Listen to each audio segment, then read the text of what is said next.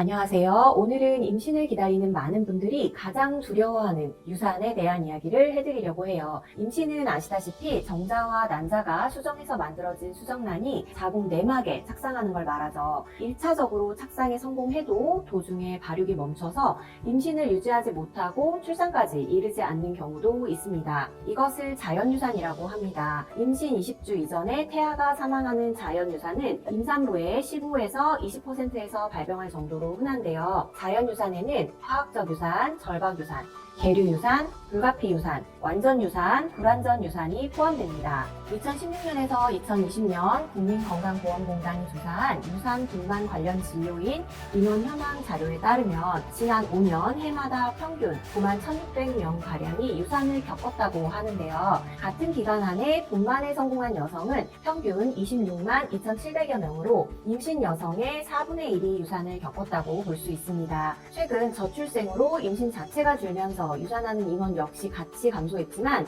고령 임신 증가에 따라서 자연유산의 비율은 같은 기간 3.84%에서 4.32%로 늘었습니다. 역시 고령 여성일수록 유산의 위험 역시 증가한다는 것을 의미하는데요. 보통 자연유산의 80% 이상은 임신 12주 이내에 발생하고 염색체 이상이 원인인 경우가 절반 이상을 차지합니다. 지난번 영상에서도 말씀드렸듯이 난자와 정자의 노화가 염색체 이상을 유발하기 쉽도록 하기 때문에 앞으로 산모의 연령이 많아질수록 이렇게 자연유산의 빈도수는 더욱 늘어날 것으로 보입니다. 많은 분들이 유산을 했다, 아기를 잃었다 라는 이 상황에만 집중하고 황망한 마음에 중요한 것들을 놓치는 경우가 많습니다. 유산을 했을 때 어떻게 추스르는 게 좋을까요? 그리고 앞으로의 임신 계획은 어떻게 세워야 할까요? 유산이 확정되고 속파수술을 진행하거나 자연적으로 태가 배출된 후에 임신 수치가 0으로 떨어지면 완전히 임신이 종료된 상태라고 볼 수 있는데요. 보통 수술하시고 바로 한의원에 내원하셔서 유산 후 조리를 위한 한약을 처방받으려는 분들도 이 시기에 오시는 거죠. 이때에는 사실 몸으로 느끼는 불편함은 크지 않을 수 있어요. 그러나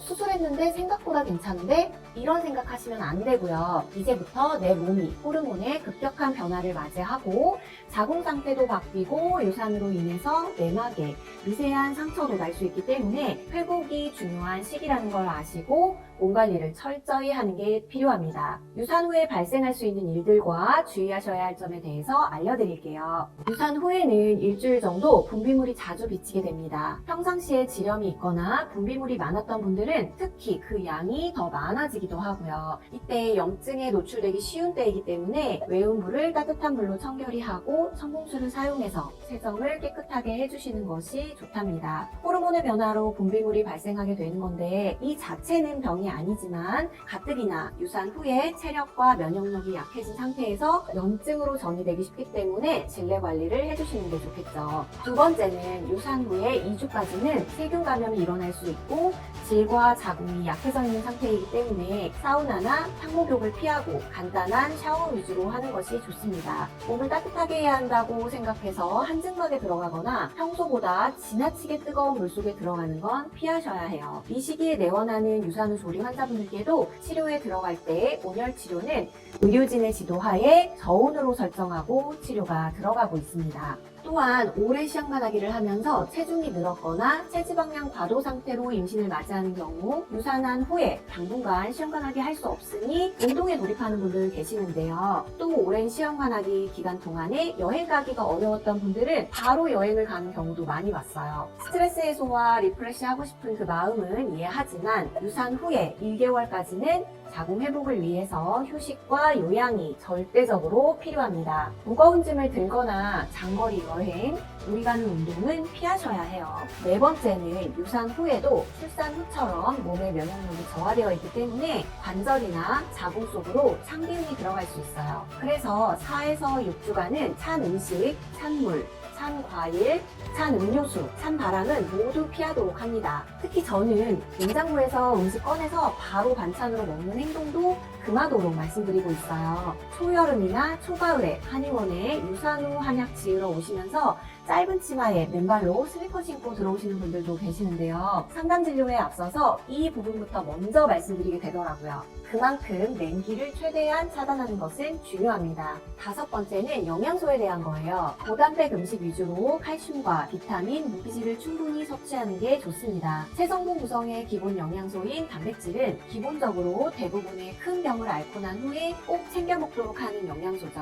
그래서 1순위로 섭취량을 늘리셔야 하고요. 또한 유산은 크든 작든 출혈이 있을 수밖에 없기 때문에 철분이 결핍되지 않도록 간이나 콩류, 쇠고기, 계란 노른자 등을 섭취하는 게 좋습니다. 수술 과정에서 출혈이 많았던 분들은 더더욱 챙겨야 하고요. 또한 유산 후에는 체력, 면역력이 급격히 떨어지는 경우가 많고 수술을 하게 된 경우에 후발 염증에도 주의해야 하죠. 그래서 염증을 조성할 수 있는 밀가루, 설탕, 튀긴 음식, 자극적인 음식은 피하도록 합니다. 다음은 수면 습관에 대한 부분이에요. 자궁의 빠른 회복을 위해서 11시 전에 잠자리에 들고 핸드폰, 컴퓨터, TV 시청은 피하고 숙면할 수 있는 환경을 만들어야 해요. 안대를 착용하고 주무시는 것도 좋아요. 유산 후에 심리적인 충격과 스트레스로 잠들기 더욱 어려운 분들도 많으신데요. 유산 후 조리한약을 지을 때 그래서 심리적인 안정과 수면에 도움이 되는 처방을 원하시는 경우가 있답니다. 내가 이상한 건가? 내가 너무 예민한 건가? 그런 생각하지 마시고 유산 후에 호르몬 변화 과정 그리고 불안감과 두려움이 혼재된 감정 상태로 충분히 이런 일들이 생길 수 있기 때문에 걱정하지 마시고 치료받고 회복 기간을 두는 게 중요하다는 걸 한 번 더 말씀드려요. 그리고 유산 후에 생리를 꼭 체크해야 하는데요. 유산 후에 첫 생리는 보통 생리량이 많은 경우가 많아서 기존 방식대로 생리대를 착용 시 새는 경우도 종종 있어요. 생리 이상이 발생했다고 당황하시는 분들도 계시지만 유산 후에 첫 번째 생리에서 자주 발생하는 현상이라 당황하지 않으셔도 돼요. 유산 후에 자궁 내 잔여혈과 노폐물 배출이 일어나면서 다소 양이 많아지는 거랍니다. 그러나 이 패턴이 유산 후에 2개월, 3개월이 지나도 계속되거나 반대로 생리량이 유산 전에 비해서 눈에 띄게 줄어든다면 자궁 검진이 필요합니다. 임상에서도 이 부분은 제가 유산 후 치료하면서 꼭 체크하는 부분이기도 하고요. 한방 치료를 통해서 해결하는 경우도 많습니다. 유산 후에 바로 임신을 원하는 분들도 계시는데요. 유산 후에 임신 시도는 생리 3주기까지는 기다려주시는 게 좋습니다. 3개월간 생리 주기가 규칙적이고 생리혈 양상도 정상적이면서 배란도 규칙적으로 잘 이루어진다면 난소와 자궁의 복구가 원활한 것으로 볼 수 있고 그러면 임신 시도를 하는 것이 바람직합니다. 부부관계 자체를 알 수 있는지 물어보시는 분들도 계시는데요. 유산 후에